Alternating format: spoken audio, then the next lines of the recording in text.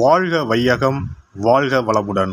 அனைத்து உறவுகளுக்கும் இனிய வணக்கம். ரிஷப ராசியில் பிறந்த பெண் தோற்றத்தில் மட்டுமல்ல, நினைப்பிலும் நடப்பிலும் ஆளுமை மிகுந்தவராக இருப்பார். எதற்குமே அழட்டி கொள்ள மாட்டார். வீட்டு வாசலில் அல்லது வரவேற்பு அறையில் பெரிய சத்தம், சச்சரவு, பிரச்சனை என எது நடந்தாலும் அமைதியாக அங்கு வந்து நின்று ஒரே ஒரு பார்வை மட்டும் பார்ப்பார். சட்டென்று அங்கு ஒரு அமைதி நிலவும். சூழ்நிலையை புரிந்து கொண்டு அவர்களுக்கு சில வார்த்தைகளில் தீர்வை சொல்லிவிட்டு உள்ளே சென்று விடுவார். சத்தம் தானாக அடங்கிவிடும், பிரச்சனையும் தீர்ந்துவிடும்.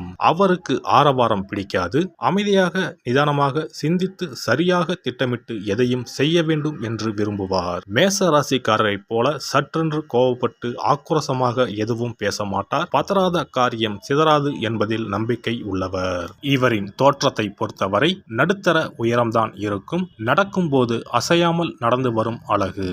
பார்வையிலோ உடல் அசைவிலோ எந்த உணர்ச்சியும் காட்டாத நிதானம். இவர் நடையில் வேகம் இருக்காது. நிதானமாக உடல் குலுங்காமல் நடப்பார். நேர்கொண்ட பார்வை உள்ளவர். காதுகள் சற்று விரைப்பாக இருக்கும். மூக்கு நுனி சற்று உயர்ந்தது மாதிரி தோன்றும். பல விஷயங்களை இவர் கண்ணால் கவனிக்காமல் மூக்கால் அறிகிறாரோ என்று தோன்றும். வாசனை நிபுணர். எந்த ஒரு செயலையும் ஆளையும் வாசனையை வைத்தே முன்கூட்டி ஊகித்து விடுவார். இவர் நடத்தை இவரை ஒரு ராணி போல உணரச் செய்யும். செயல்திறம் மிக்கவராக இருப்பார்.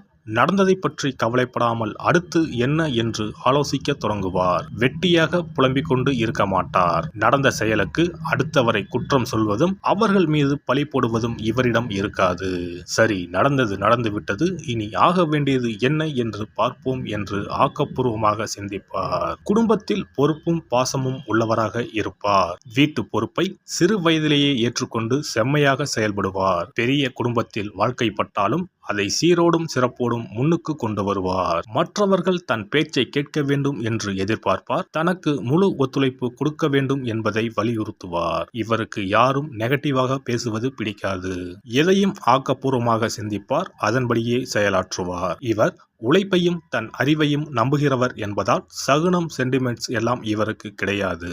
தமது குடும்ப நிறுவனம் நலிவடைகிறது என்றால், தனது குடும்ப நலம் தோய்வுறுகிறது என்றால் உடனே அதன் தலைமை பொறுப்பை தானே முன்வந்து ஏற்று அதனை சிறப்பாக நடத்தி முன்னேற்றுவார். இவருக்கு யாரையும் பழிவாங்கும் எண்ணமோ துரத்தி அடிக்கும் எண்ணமோ இருக்காது.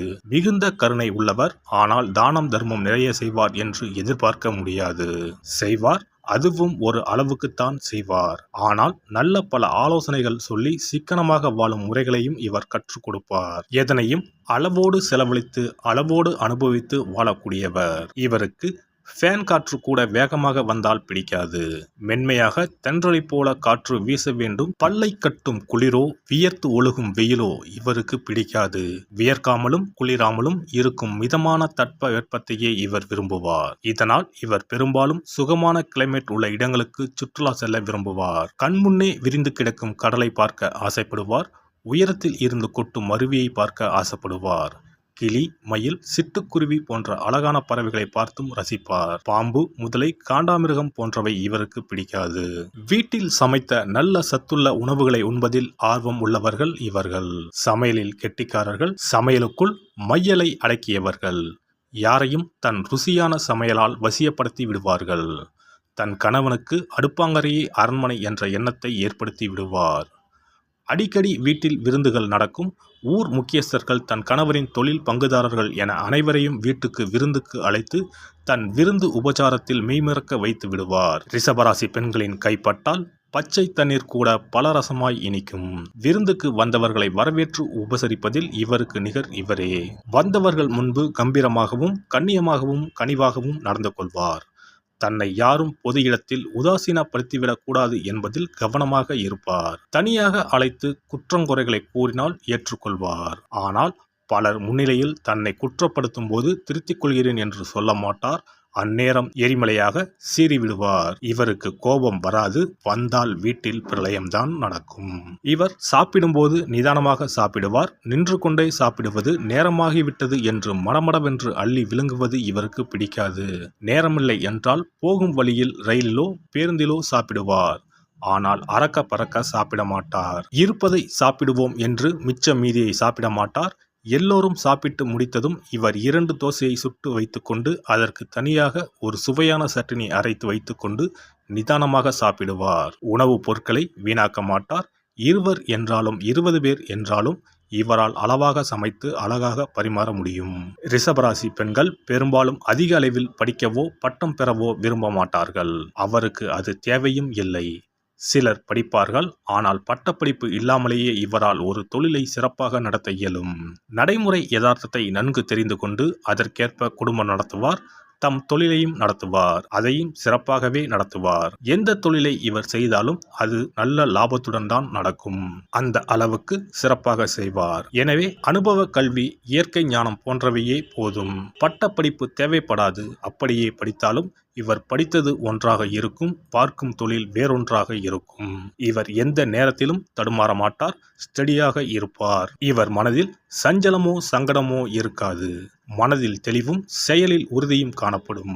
சிக்கலான சூழ்நிலைகளில் வீட்டில் இருந்தபடியோ வெளியில் சென்றோ வருமானம் ஈட்டி வீட்டினருக்கு கொடுத்து உதவி குடும்ப சிக்கலில் இருந்து மீட்டு வருவார். ரிஷபராசி பெண்கள் தாயாக அல்லது குடும்ப தலைவியாக இருக்கும்போது மிகுந்த கண்டிப்புடன் இருப்பார். இவருக்கு வீட்டில் இருக்கும் பெரியவர் முதல் குழந்தைகள் வரை பயப்படுவார்கள். அனைத்தும் சுத்தமாக இருக்க வேண்டும். எடுத்த பொருளை திரும்பவும் எடுத்த இடத்தில் வைக்க வேண்டும். அந்தந்த நேரத்தில் அந்தந்த வேலையை முடித்துவிட வேண்டும். வேலைகளை பெண்டிங் வைக்கக்கூடாது. எது செய்தாலும் அதை முறையாக ஒழுங்காக செய்ய வேண்டும். இவருக்கு சாமியறையில் இருக்கும் சுத்தமும் நறுமணமும் குளியல் அறையிலும் இருக்க வேண்டும். மாலை வேளைகளில் இப்பெண்களின் வீடுகளில் விளக்கேற்றும் நேரத்தில் பக்தி பாடல்கள், ஸ்லோகங்கள் ஒலிக்க கேட்கலாம். பாட்டு கேட்டுக்கொண்டே சமையல் செய்வது, தையல் தைப்பது இவர்களின் பழக்கம். வெறுமனே பொழுதை போக்கக்கூடாது என கருதுவார். அதே சமயம் பாட்டு கேட்பது இவருக்கு ரொம்ப பிடிக்கும். எனவே இரண்டையும் இணைத்து ஒன்றாக செயல்படுவார். சுக்கிரனின் ஆட்சி அதிகாரத்தில் உள்ள ராசியில் பிறந்த இவர்களுக்கு ஆழமான அலட்டாத காதல் மிகவும் பிடிக்கும்.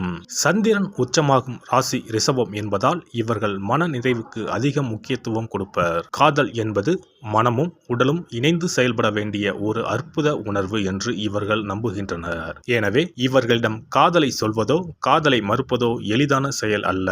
ஆற அமர யோசித்து பல மாதங்கள் பல வருடங்கள் கழித்து கூட இவர் தன் காதலை வெளிப்படுத்தி உறுதி செய்யலாம். அதுவரை பொறுத்திருக்கும் ஆண்கள் அதிர்ஷ்டசாலிகள். காதலில் இவர் மிகுந்த நேர்மையை எதிர்பார்ப்பார். மொத்தத்தில் நிதானம், நேர்மை, நிச்சயம் என்பது ரிஷப ராசி பெண்களின் லட்சியம். எல்லாம் வல்ல இறையருளால் நீங்களும் உங்கள் அன்பு குடும்பமும் உடல் நலம், நீலாயுள், நிறை செல்வம், உயர் புகழ், மெய்ஞானம் ஓங்கி வாழ்க வளமுடன். இந்த வீடியோ பதிவு உங்களுக்கு பிடித்திருந்தால் லைக் பண்ணுங்க, கமெண்ட் பண்ணுங்க, ஷேர் பண்ணுங்க. மறக்காம சப்ஸ்கிரைப் பண்ணுங்க. பக்கத்துல இருக்கிற பெல் பட்டனை கிளிக் பண்ணுங்க. நன்றி, வணக்கம். ஓம் நமச்சிவாய. சிவாய நம.